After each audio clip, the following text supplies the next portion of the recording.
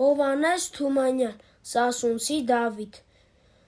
Առյուծ մհերը զարմով ջութասուն, 40 տարի իշխում էր Սասուն, իշխում էր ահեղ ու նրա օրով, հավքն էլ չէր անցնում Սասմա սարերով, Սասմա սարերից շատ ու շատ հեռու, թնդում էր նրա հռչակ նահարկու, խոսվում էր իր փառք նահարկ նավեր, 1000 բերան էր մի առյուծ մհեր, էսպես ահա որ առյուծի նման, Սասմա սարերում նստած էր իշխան 40 տարի, 40 տարում աղ չէր քաշել նա դեռ իրեն օրում, բայց հիմի երբ որ եկավ ծերացավ, էն անահսիրտը ներս սողաց մի ցավ, սկսավ մտածել ջութազուն ծերը, հասել են կյանքիս աշնան օրերը, շուտով սև հողին կերթամ ես գերի, կանցնի ծխի պես փառքը մհերի, կանցնեն և անուն,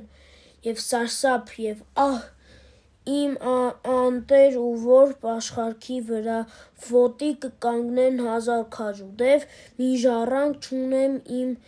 անձման ետև, իմ թուր